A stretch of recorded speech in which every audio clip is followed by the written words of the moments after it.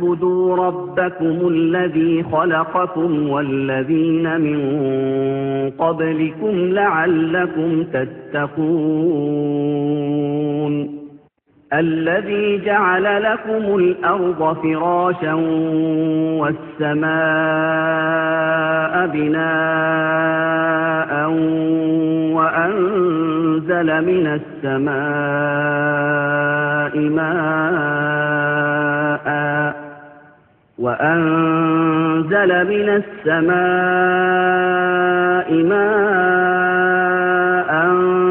فأخرج به من الثمرات رزقا لكم فلا تجعلوا لله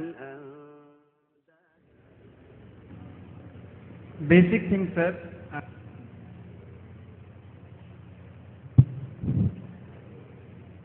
Behind you it is written that the way to salvation.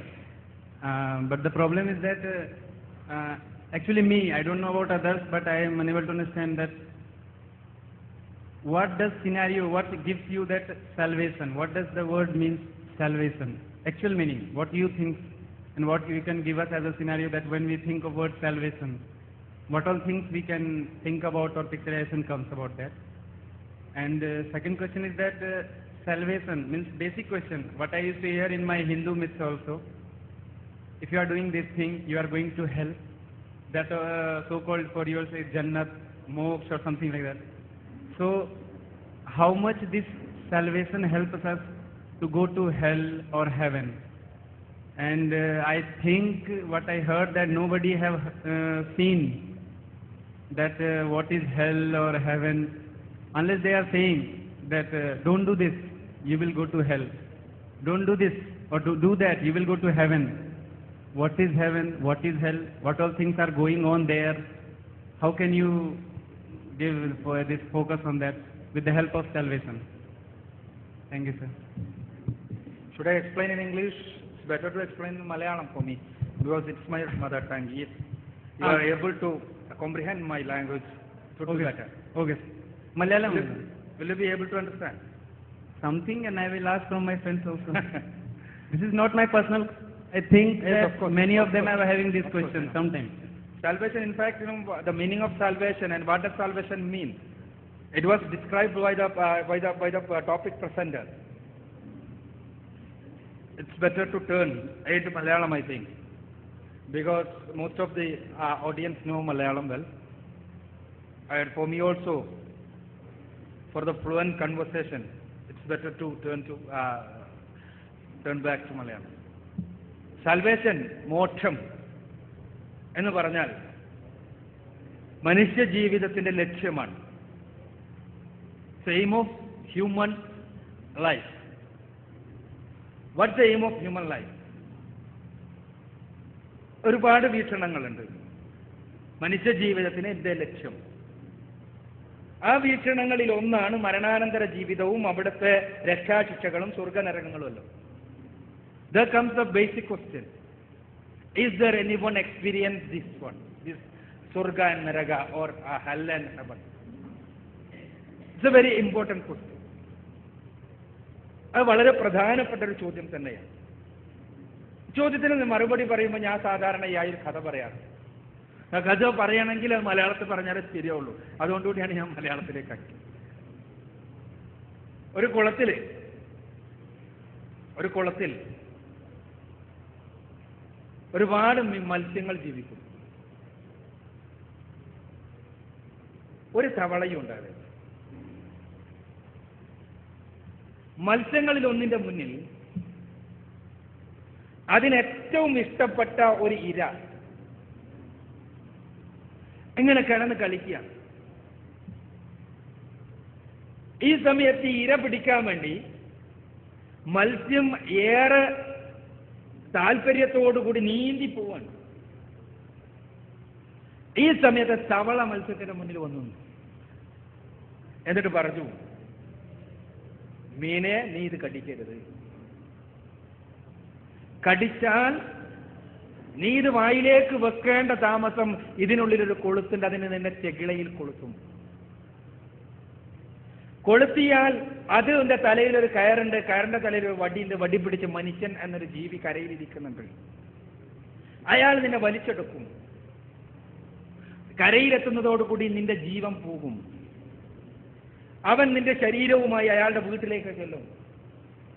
അവിടെ മറ്റൊരു ഭീകര ജീവി നിന്റെ ശരീരത്തെ കാത്തിരിക്കുന്നുണ്ട്. അവൾ കത്തി എന്ന ഭീകരമായൊരു സാധനം എടുത്തിട്ട് നിന്റെ ശരീരത്തെ നുറുക്കും. നുറുക്കിയിട്ട് നിന്റെ ശരീരത്തിൽ മുളക് പുരട്ടും, എന്നിട്ട് ചീനച്ചട്ടിയിലിടും, എന്നിട്ട് പൊരിക്കും. എന്നിട്ട് അവർ രണ്ടുപേരും അവരുടെ മക്കളും കൂടി ഇരുന്ന് നിന്നെ കറുമുറ തിന്നും. അതുകൊണ്ട് നീ ഇത് കടിക്കരുത്. മീനൊരു യുക്തിവാദി. മീനിന്റെ ചോദ്യം എന്താ? ചീനച്ചട്ടിയിൽ പോയി മടങ്ങി വന്ന ഏതെങ്കിലും മീനിനെ കാണിച്ചു തരാൻ പറ്റുമോ? മനുഷ്യന്റെ അടുത്ത് പെട്ടതിന് ശേഷം കുളത്തിലേക്ക് വന്ന ഒരു തെളിവെങ്കിലും കാണിച്ചു തരാൻ സാധിക്കുമോ? ചോദ്യം ഇതാണ്. ആ യുക്തിവാദത്തിന് മുന്നിൽ മുട്ടുമടക്കല്ലാതെ ആർക്ക് വയ്യ? തവളക്ക് വയ്യ. പക്ഷേ തവള പറയുന്നത് ശരിയാണെന്ന് അനുഭവിക്കും മീൻ എപ്പോ അത് കടിച്ചു കഴിഞ്ഞാൽ. കടിച്ചു കഴിഞ്ഞാൽ പിന്നെ ശരിയാണെന്ന് അനുഭവിച്ചിട്ട് കാര്യമില്ല. തിരിച്ചു വരാനൊരവസരമില്ല. അതുകൊണ്ട് തന്നെ കടിക്കുന്നതിന് മുമ്പ് ആലോചിക്കണം. അവിടെ ആലോചിക്കാൻ 3 കാര്യങ്ങളുണ്ട്. ഒന്നാമത്തെ കാര്യം, അവൻ തന്റെ പരിമിതിയെക്കുറിച്ച് ബോധ്യം ഉണ്ടാവണം എന്നുള്ളതാണ്. തവളയെ മത്സ്യത്തെ സംബന്ധിച്ചിടത്തോളം അതിന് കുളത്തിലേ ജീവിക്കാൻ കഴിയും. കുളത്തിനപ്പുറത്തൊരു ലോകം ഉണ്ടാകാം. ഒരു ചാൻസ് മാത്രം കൊടുത്താൽ മതി. മേ ബി ഒരു കുളത്തിനപ്പുറത്തൊരു ലോകം ഉണ്ടാകാം. അതിന്റെ എക്സ്പീരിയൻസിൽ കുളം മാത്രമേ വരുന്നുള്ളൂ എങ്കിലും കുളത്തിനപ്പുറത്തൊരു ലോകമുണ്ടാകാം എന്ന് ആദ്യം ഇയാൾ മനസ്സിലാക്കണം. ഉണ്ടാകാം, ഉണ്ട് എന്ന് വേണ്ട. അല്ലാതെ എന്റെ ലോകം കുളമാണ്, അതിനപ്പുറത്തൊരു ലോകമില്ല എന്ന് കണ്ണടച്ച് വിചാരിക്കുന്നവനായി ആദ്യം മത്സ്യം മാറരുത്. രണ്ടാമത്, അത്തരം ഒരു ലോകമുണ്ടെങ്കിൽ ആ ലോകത്തിൽ നിന്ന് വല്ല അറിവും തവളക്ക് കിട്ടുവാൻ വല്ല സാധ്യതയുണ്ടോ എന്ന് പരിശോധിക്കണം. അത് പരിശോധിക്കുമ്പോൾ ആത്മാർത്ഥമായിട്ടാണ് പരിശോധിക്കുന്നതെങ്കിൽ മനസ്സിലാകും തവള ഒരു ആംഫിബിയനാണ്, രണ്ടോടത്തും ജീവിക്കാൻ പറ്റുന്നതാണ്, കരയിലും വെള്ളത്തിലും. അതുകൊണ്ട് തന്നെ കരയിൽ നിന്ന് അറിവ് തവളക്ക് കിട്ടാൻ സാധ്യതയുണ്ട്. അതുകൂടി മനസ്സിലായി കഴിഞ്ഞാൽ മൂന്നാമതായി ആലോചിക്കേണ്ടത് എന്താ? ഈ തവള നമ്മളെ വെറുതെ പറഞ്ഞ് പറ്റിക്കുന്നതാണോ, കളവ് പറയുന്നവനാണോ? അത് നോക്കി പരിശോധിച്ചു. എന്താ മനസ്സിലായത്? തവള ഇതുവരെ ഒരു കളവ് ഒരാളോടും പറഞ്ഞിട്ടില്ല. പിന്നെ ഈ കളവ് പറയുക വഴി തവളക്ക് കാര്യമായിട്ട് താല്പര്യമൊന്നുമില്ല താനും. അപ്പൊ യഥാർത്ഥത്തിൽ ബുദ്ധിയുള്ളവനാണ് മത്സ്യമെങ്കിൽ ആ തവള പറഞ്ഞത് കേൾക്കണം. കാരണം അവന് ചെന്നെത്താൻ കഴിയാത്ത ഒരു ലോകത്തെക്കുറിച്ച് അങ്ങനെ ചെന്നെത്താൻ സാധ്യതയുള്ള ഒരാൾ, ഒരിക്കലും കളവ് പറയാത്തയാൾ വന്ന് പറയുന്നതാണ്. ഇനി നമുക്ക് പരിശോധിക്കാം എന്താ പരലോകവും തമ്മിലുള്ള ബന്ധം. പ്രവാചകന്മാർ വന്ന് നമ്മോട് പറഞ്ഞു മരണത്തിന് ശേഷം ഒരു ജീവിതമുണ്ട്. എന്നെ സംബന്ധിച്ചിടത്തോളം ഞാനത് വിശ്വസിക്കുന്നത്, മരണത്തിന് ശേഷം ഒരു ജീവിതമുണ്ട് എന്ന് ഞാൻ വിശ്വസിക്കുന്നത് അത് പരിശുദ്ധ ഖുർആൻ പറയുന്നത് കൊണ്ടാണ്, മുഹമ്മദ് നബി പറഞ്ഞു തന്നതുകൊണ്ടാണ്. എനിക്ക് പരിശോധിക്കാൻ കഴിയുന്ന ഒരൊറ്റ മനുഷ്യരുടെ കരവിരുതുകൾ നടന്നിട്ടില്ലാത്ത ഒരൊറ്റ സ്രോതസ് പരിശുദ്ധ ഖുർആനാണ്.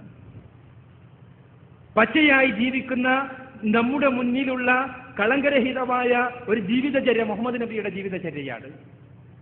പരിശുദ്ധ ഖുർആന്റെ 1/3 ഭാഗം മരണാനന്തര ജീവിതത്തെക്കുറിച്ച് പറയുന്നു. ആദ്യം എനിക്ക് എന്റെ മനസ്സിൽ ഞാൻ ഈ പ്രപഞ്ചത്തെക്കുറിച്ചൊന്ന് പഠിച്ചു നോക്കിയപ്പോ, കുറച്ച് മനസ്സിലാക്കാൻ ശ്രമിച്ചപ്പോൾ, ഈ പ്രപഞ്ചത്തെക്കുറിച്ച് മനസ്സിലാക്കാൻ ശ്രമിച്ചപ്പോ 30,000 കോടി ഗാലക്സികൾ എണ്ണിക്കഴിഞ്ഞിട്ടുള്ള ഈ മഹാപ്രപഞ്ചം, ആ പ്രപഞ്ചത്തിൽ ഞാൻ ആരാണ് എന്നൊന്ന് തിരിച്ചറിയാൻ വേണ്ടി ശ്രമിക്കുന്നു. ഞാൻ 30,000 കോടി ഗാലക്സികൾ, എണ്ണിക്കഴിഞ്ഞ 30,000 കോടി ഗാലക്സികൾ മൊത്തം പ്രപഞ്ചത്തിന്റെ 20% വരുമോ എന്ന സംശയത്തിലാണ് ഖഗോള ശാസ്ത്രജ്ഞന്മാർ. അപ്പോ 30,000 കോടി ഗാലക്സികളിലൊന്നായ മിൽക്കി വേ ഗാലക്സിയിലെ 10,000 കോടി നക്ഷത്രങ്ങളിലൊന്നായ സൂര്യന്റെ ചുറ്റും ചുറ്റിത്തിരിയുന്ന 10ൽ കുറയാത്ത ഗ്രഹങ്ങളിലൊന്നായ ഭൂമിയിലെ ദശലക്ഷക്കണക്കിന് ജീവവർഗങ്ങളിലൊന്നായ നരവർഗത്തിലെ ഹോമോസാപ്പിയനിലെ കോടിക്കണക്കിന് അംഗങ്ങളിൽ ഒരാൾ ഞാൻ. ഈ പ്രപഞ്ചത്തിന് എന്റെ വിലാസം. ആ വിലാസം തന്നെ എന്നെ വിനയാന്വിതനാക്കുന്നു. എന്റെ അറിവും കഴിവും പതിറ്റാണ്ടുകൾ നൂറ്റാണ്ടുകളായിട്ടുള്ള എന്റെ പൂർവ്വഗാമികളുടെ പരിശ്രമവുമെല്ലാം മൂലം എനിക്ക് ഇന്ന് വരെ കണ്ടെത്താൻ കഴിഞ്ഞിട്ടുള്ളത് മഹാപ്രപഞ്ചത്തിന്റെ 20% ലിസ്റ്റ് ഔട്ട് ചെയ്യാൻ മാത്രം. അതിലെ തന്നെ രഹസ്യങ്ങളുടെ കേദാരങ്ങൾക്കകത്തേക്ക് എനിക്ക് കടന്നു പോകാൻ കഴിഞ്ഞിട്ടില്ല. പ്രപഞ്ചത്തിന്റെ വേണ്ട എന്റെ അകത്തെ രഹസ്യങ്ങൾ തന്നെ എനിക്ക് അറിയാൻ കഴിഞ്ഞിട്ടില്ല. അപ്പോൾ ഈ പ്രപഞ്ചത്തിനപ്പുറത്തൊരു ലോകം ഉണ്ടാകാം. മേ ബി ഞാൻ ഉണ്ടെന്ന് പറയുന്നില്ല. ഉണ്ട് എന്ന് പറയണമെങ്കിൽ എനിക്ക് ഉറപ്പ് ലഭിക്കണം. ഉണ്ടാകാം എന്ന ബോധം എന്നെ ആദ്യം നയിക്കുന്നു. അപ്പോൾ അത്തരമൊരു ലോകത്തെക്കുറിച്ച് എനിക്ക് പറഞ്ഞു തരുന്ന പരിശുദ്ധ ഖുർആൻ, അത്തരമൊരു ലോകത്തെക്കുറിച്ച് എനിക്ക് പറഞ്ഞു തരുന്ന മുഹമ്മദ് നബി. ഞാൻ പരിശുദ്ധ ഖുർആൻ പരിശോധിക്കുന്നു. ഖുർആൻ പരിശോധിച്ചപ്പോ അതുമായി കടന്നു വന്ന മുഹമ്മദ് നബിക്ക് ഈ പ്രപഞ്ചത്തിനപ്പുറത്ത് ലോകത്തെക്കുറിച്ച് അറിവ് ലഭിച്ചിരിക്കാൻ സാധ്യതയുണ്ട് എന്ന് എനിക്ക് ബോധ്യപ്പെടുന്നു. എങ്ങനെ? എന്റെ അറിവ് ഞാൻ ഈ പരിശുദ്ധ ഖുർആനുമായി താരതമ്യം ചെയ്യുന്നു. 14 നൂറ്റാണ്ടുകൾക്ക് മുമ്പ് നിരക്ഷരനായ ഒരു മനുഷ്യന്റെ നാവിലൂടെ ലോകം കേട്ട ഒരു ഗ്രന്ഥം. 14 നൂറ്റാണ്ട് മുൻപ് നിരക്ഷരനായ ഒരു മനുഷ്യന്റെ നാവിലൂടെ ലോകം ശ്രവിച്ച ഗ്രന്ഥം. അതിൽ ഈ പ്രപഞ്ചത്തെക്കുറിച്ച് ഒരുപാട് പരാമർശങ്ങളുണ്ട്. ഭൂമിയെക്കുറിച്ച് പരാമർശങ്ങളുണ്ട്. സൂര്യനെക്കുറിച്ച്, ചന്ദ്രനെക്കുറിച്ച്, നക്ഷത്രങ്ങളെക്കുറിച്ച്, സമുദ്രത്തെക്കുറിച്ച്, വേലിയേറ്റത്തെക്കുറിച്ച്, തിരമാലകളെക്കുറിച്ച്, കാറ്റിനെക്കുറിച്ച്, മഴയെക്കുറിച്ച്, മേഘങ്ങളുടെ രൂപീകരണത്തെക്കുറിച്ച്, സസ്യലതാദികളെക്കുറിച്ച്, ജന്തുജീവജാലങ്ങളെക്കുറിച്ച്, മനുഷ്യനെക്കുറിച്ച്, മനുഷ്യന്റെ ആന്തരാവയവങ്ങളെക്കുറിച്ച്, മനുഷ്യന്റെ ഭ്രൂണ പരിണാമത്തെക്കുറിച്ച്, ഇങ്ങനെ ഒരുപാട് വിഷയങ്ങളെക്കുറിച്ച് ഒരുപാട് പരാമർശങ്ങൾ. 14 നൂറ്റാണ്ടുകൾക്ക് മുമ്പ് നിരക്ഷരനായ ഒരു മനുഷ്യന്റെ നാവിലൂടെ ലോകം കേട്ട ഈ പുസ്തകത്തിൽ അബദ്ധങ്ങൾ ഉണ്ടായേ തീരൂ. ഇതെന്റെ യുക്തിവാദമാണ്. അബദ്ധങ്ങൾ ഉണ്ടായേ പറ്റൂ. ഞാനൊരു ഫിസിക്സ് വിദ്യാർത്ഥി. ഫിസിക്സിന്റെ ആധുനിക ഭൗതികത്തിന്റെ പിതാവായി അറിയപ്പെടുന്ന ന്യൂട്ടന്റെ പ്രിൻസിപ്പിയ എന്ന പുസ്തകം തുറന്നു നോക്കുമ്പോൾ എനിക്ക് ചിരി വരുന്നു. ന്യൂട്ടൻ പറഞ്ഞു വെച്ച അബദ്ധങ്ങൾ കണ്ടിട്ട്. സ്വാഭാവികം അല്ലേ? ഐൻസ്റ്റൈൻ ഹീസൻബർഗിന്റെ അൺസർട്ടനിറ്റി പ്രിൻസിപ്പിളുമായി പ്രത്യക്ഷപ്പെട്ടപ്പോൾ ഐൻസ്റ്റൈൻ പറഞ്ഞു, ഇല്ല, ദൈവം പകിട കളിക്കില്ല, അത് അംഗീകരിക്കാൻ പറ്റില്ല. അറിവിന്റെ പരിമിതി. മനുഷ്യന്റെ അറിവ് വർദ്ധിക്കുന്നതിനനുസരിച്ച് ഇന്നലകളിൽ എഴുതി വെച്ച പലതും അബദ്ധങ്ങളായിരുന്നു എന്ന് നമ്മൾ അറിയുന്നു, മനസ്സിലാക്കുന്നു. ഇന്ന് നാം കരുതുന്ന പലതും അബദ്ധങ്ങളായിരുന്നു എന്ന് നാളെ നമ്മൾ മനസ്സിലാക്കും. പക്ഷേ 14 നൂറ്റാണ്ടുകൾക്ക് മുമ്പ് നിരക്ഷരനായ ഒരു മനുഷ്യന്റെ നാവിലൂടെ ലോകം ശ്രവിച്ച ഒരു പുസ്തകത്തിൽ, വചനങ്ങളിൽ അതിൽ ഒരു അബദ്ധം പോലും കണ്ടെത്താൻ എന്റെ അറിവ്, എന്റെ വിജ്ഞാനം, എന്റെ പഠനം വഴി എനിക്ക് കഴിയുന്നില്ല. അത്ഭുതകരം. എനിക്ക് അന്വേഷിക്കാൻ പറ്റുന്ന പലതിനെ കുറിച്ച് ഞാൻ അന്വേഷിച്ചു. പരിശുദ്ധ ഖുർആനിൽ നക്ഷത്രങ്ങളെ കുറിച്ച് പറയുന്നുണ്ട്. നക്ഷത്രത്തെക്കുറിച്ച് ലഭിച്ച അറിവിന്റെ അടിസ്ഥാനത്തിൽ ഞാൻ പരിശോധിച്ചു. വല്ല അബദ്ധമുണ്ടോ? പരിശുദ്ധ ഖുർആനിൽ പ്രപഞ്ചത്തിന്റെ ഉൽപ്പത്തിയെക്കുറിച്ച് പറയുന്നുണ്ട്. അതിനെക്കുറിച്ചുള്ള ലഭിച്ച അറിവിന്റെ അടിസ്ഥാനത്തിൽ പരിശോധിച്ചു. വല്ല അബദ്ധമുണ്ടോ? ഭൂമിയെക്കുറിച്ച് പറയുന്നു, തിരമാലകളെ കുറിച്ച് പറയുന്നു, ഞാൻ നേരത്തെ പറഞ്ഞ വിഷയങ്ങളെല്ലാം പറയുന്നു. അവിടെയൊന്നും ഒരബദ്ധവുമില്ലെങ്കിൽ എനിക്ക് അന്വേഷിക്കാൻ കഴിയാത്ത എന്റെ മനസ്സാഗ്രഹിക്കുന്ന മരണാനന്തര ജീവിതത്തെക്കുറിച്ച് ഖുർആൻ പറയുമ്പോൾ അതും ശരിയായിരിക്കും എന്ന് ചിന്തിക്കുവാൻ, ശരിയായിരിക്കാൻ സാധ്യതയുണ്ട് എന്ന് വിചാരിക്കുവാൻ എനിക്ക് എന്റെ വിനയം എന്നെ പ്രേരിപ്പിക്കുന്നു. ഞാൻ നേരത്തെ പറഞ്ഞ അറിവിന്റെ അടിസ്ഥാനത്തിലുള്ള വിനയം, അല്ലാതെ എന്റെ സ്വാഭാവികമായ വിനയമാണ് എന്റെ മഹത്വം എന്ന അർത്ഥത്തിലുള്ള വിനയമല്ല പറഞ്ഞു വരുന്നത്. പിന്നെ ഞാൻ പരിശോധിച്ചത് മുഹമ്മദ് നബിയെയാണ്, ഖുർആനുമായി പ്രത്യക്ഷപ്പെട്ട വ്യക്തി. അദ്ദേഹത്തെക്കുറിച്ച് അദ്ദേഹത്തിന്റെ എതിരാളികൾക്ക് പോലും അഭിപ്രായ വ്യത്യാസമില്ല. 40 വയസ്സ് വരെ അദ്ദേഹം ഒരു കളവ് പോലും പറഞ്ഞതായി ഒരു എതിരാളിയും പറഞ്ഞിട്ടില്ല. അദ്ദേഹം ആരെയെങ്കിലും വഞ്ചിച്ചതായി ഒരാൾക്കും പറയാനില്ല. അങ്ങനെയുള്ള ഒരു മനുഷ്യൻ 40 വയസ്സ് വരെ സത്യസന്ധൻ എന്ന് സമൂഹത്താൽ അംഗീകരിക്കപ്പെട്ട ഒരാൾ 40ാമത്തെ വയസ്സിൽ ഒരു പച്ചക്കള്ളം പറയുന്നു എന്ന് സങ്കല്പിക്കുക. എന്താ പച്ചക്കള്ളം? മരണത്തിന് ശേഷം ഒരു ജീവിതമുണ്ട്, അവിടെ കർമ്മങ്ങൾക്ക് പ്രതിഫലം ലഭിക്കും. ആ പച്ചക്കള്ളം പറഞ്ഞാൽ അതുവഴി അയാൾക്ക് എന്തെങ്കിലും ഭൗതികമായ താല്പര്യങ്ങൾ ഉണ്ടാകണം. എന്നാൽ ഞാൻ പരിശോധിക്കുന്നു, എന്താ ഈ പച്ചക്കള്ളം പറഞ്ഞതിന് ശേഷം പച്ചക്കള്ളമാണെങ്കിൽ അത് പറഞ്ഞതിന് ശേഷം അദ്ദേഹത്തിന് എന്താ സംഭവിച്ചത്? അതുവഴി എന്ത് സംഭവിച്ചു? 40 വയസ്സ് വരെ സർവരാലും അംഗീകരിക്കപ്പെട്ടിരുന്ന മുഹമ്മദ് നബി 40ാമത്തെ വയസ്സിൽ ഇക്കാര്യം പറഞ്ഞതിനാൽ മാത്രം അദ്ദേഹം വെറുക്കപ്പെട്ടു, പീഡിപ്പിക്കപ്പെട്ടു, ആരോപണങ്ങൾക്ക് വിധേയമാക്കപ്പെട്ടു. എന്തിനധികം വധിക്കുവാൻ വരെ അവർ സന്നദ്ധരായി. അദ്ദേഹത്തിൽ വിശ്വസിച്ച ആളുകളെ ചിത്രവധം ചെയ്തു. ജനിച്ചു വളർന്ന നാട്ടിൽ നിന്ന് ഓടിപ്പോകേണ്ടി വന്നു അദ്ദേഹത്തിന്. എന്തിന്? ഈ കളവ് പറയുക വഴി. എന്റെ യുക്തി ഉൾക്കൊള്ളാൻ കഴിയുന്നില്ല, എന്റെ അന്വേഷണത്തിന് ഇത് മനസ്സിലാക്കാൻ കഴിയുന്നില്ല. ഇല്ല, മുഹമ്മദ് നബി കളവ് പറഞ്ഞിട്ടില്ല. പരിശുദ്ധ ഖുർആന്റെ വചനങ്ങളിലൂടെ പരിശോധിക്കുമ്പോൾ കടന്നു വരുമ്പോൾ ഒരനുഭവമായി മരണാനന്തര ജീവിതം നമ്മുടെ ഹൃദയത്തിനകത്തേക്ക് കടന്നു ചെല്ലും. അതിനെ ഖുർആൻ നാം പഠിക്കണം, മനസ്സിലാക്കണം. പരിശുദ്ധ ഖുർആന്റെ വചനങ്ങളിലൂടെ കടന്നു പോയാൽ, ഞാൻ ആത്മാർത്ഥമായി സഹോദരങ്ങളെ നിങ്ങളുമായി പങ്കുവെക്കുകയാണ്, മരണാനന്തര ജീവിതം ഒരു വിശ്വാസമല്ല, ഒരു കേവല വിശ്വാസം. നമ്മളെല്ലാവരും മുസ്ലിങ്ങൾ അടക്കം എല്ലാവരും എണ്ണിപ്പറയുന്ന മുസ്ലിങ്ങളുടെ വിശ്വാസം മരണാനന്തര ജീവിതം, സ്വർഗനരകം. ഹിന്ദുക്കളുടെ വിശ്വാസം പുനർജന്മം. ഇത് ഹിന്ദുക്കൾ പുനർജനിക്കുകയും മുസ്ലിങ്ങൾ മരണത്തിന് ശേഷം ജീവിക്കുകയും ചെയ്യല്ല. പുനർജന്മമാണ് ശരിയെങ്കിൽ എല്ലാവരും പുനർജനിക്കണം.